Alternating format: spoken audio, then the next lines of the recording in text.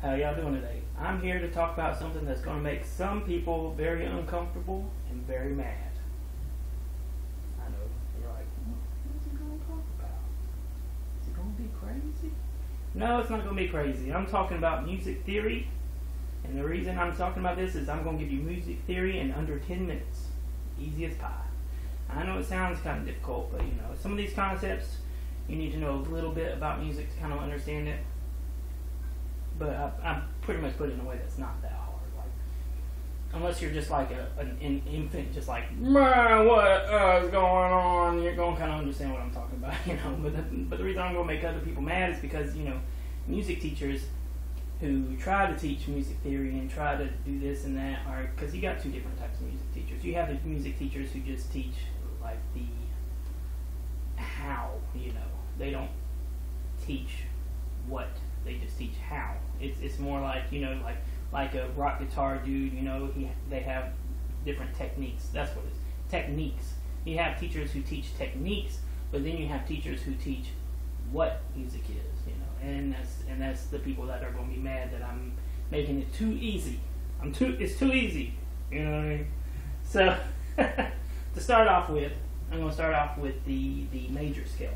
The major scale is, of course, rightly named the major scale because a lot of people use it. Like, it's the biggest scale, the major. You know what I mean? Major. Yeah. Anyways, here is a example of the major scale. I'll hold up for a second. This is my diagram of an octave as well. It might be kind of hard to understand at first. If you look at it for a little while, you'll kind of understand. Like in the guitar, this would be frets. You know, it's really just half note, half note, half note, half note, half note, and the dots represent the notes that are supposed to be played. You know, like this is an octave C to C. Pretty simple explanatory. You know, music is A, B, C, D, E, F, G. That's simple, with sharps and minors and what flats, not minors, sharps and minors. So, and this is what it is. The major scale. It is the whole note, half note, whole note, whole note, whole note, half note. That is the major scale, people. It just runs in an infinite loop up and down the guitar or whatever instrument you're playing. And that is that. You know, very popular. The minor scale is actually kind of interesting. It's minor. Supposed to be not popular by the name, minor being major is minor, minor, major, but it's actually almost exactly the same. There's only one note difference, that being this middle note right here, making it a whole, half, half, whole, half. The minor scale, you know. Some websites will try to flip you up. They'll say that this is the minor scale, that's the minor scale, this is the C minor scale, this is the, or whatever, and it'll look different from the major scale. But if you really looked at it and you broke it down, it's the same. It's this formula right here. It's the exact same thing.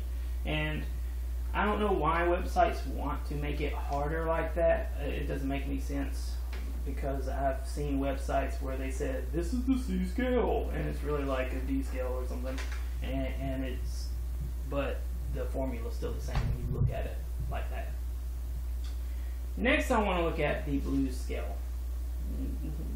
Keep up with me, because I'm actually going somewhere that's a little bit different outside the box. So don't just think this is just me showing you scales and being like, this is music theory. You know, I get a little bit deeper than that. So just hold on. The blues scale. I like the blues scale. I'm a bluesy kind of guy. I like the blues scale. You know, blues music. You know, my dog. No, that's country. Never mind. I don't really do country. But anyways, the blues scale. The blues scale. It's basically the minor scale, except for 2 notes are missing. You know, I put X's where the notes are missing. Pretty simple, but it's kind of ingenious at the same time. And those are the 3 scales I'm going to show you. Now I'm going to talk about the different other scales. Most scales, the reason why I say the major scale is the most popular and most widely used is because most scales tend to follow the major scale. If in the same sense, you know, the minor scale, the blues scale, it follows the same sense. You know, it's the same formula. It's these specific notes, just a couple of notes differ, and that's what makes the different scales. And that's, you'll find that in most scales follow that major scale and just tweak it just a little bit. But that's modern day music. If you look at music before, in the Dark Ages, the Middle Ages, stuff like that, whatever, it didn't follow the major scale. It didn't have scales like that. They just kind of went with their ear, and they just made music with their ear. Now, interesting enough, they have kept up with, that's why we still have those songs from back then now, is because they actually kept up with it. But if they get weird. Some songs get weird. I've heard some songs from the Dark Ages, and I mean, it's interesting. I mean, it's good music. Don't get me wrong. Which brings me to the next point. What makes a bad note? Why is it at karaoke you always have that one person that sounds so horrible? Like you're just sitting there in the audience and you're looking at them and you're just like, well, it's karaoke, so I gotta sit through this, but if this was at your house, I would not sit through this. If we were riding on the road, I would tell you to please stop, because this is not karaoke time. This is some other time. I don't need this, you know what I mean? Like, so it raises the question of what makes a bad note? What makes that cringing to your ear noise? And to me, the bad note is I've thought about it. I kind of have thought about it. It is the notes that are right beside each other. You know, that's why, you know, played at the same time. This is supposed to represent 2 notes being played at the same time that are just a half step away from each other. That kind of makes that weird kind of thing. You know, if you get a guitar or if you get an instrument, and guitar is the best to try to disprove or prove this theory, because you can actually play 2 different notes that are so close at the same time. You can do that with a guitar, it being a string instrument. But it might sound weird, but it doesn't really give that same grimy sound that the 2 notes beside each other gives.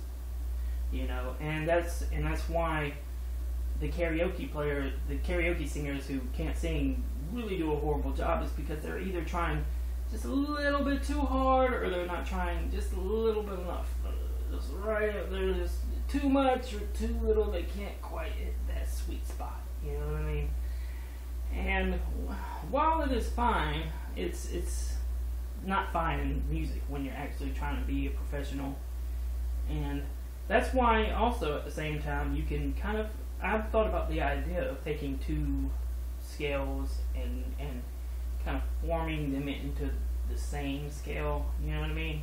Like you have like, let's say in a band situation, you have the bass player who plays the bass riff, and then you have the guitar who is supposed to, at this certain point in the song, I guess, supposed to do this solo. Well, if you can't really get a good sounding solo by just, you know, ripping off the major scale, you can.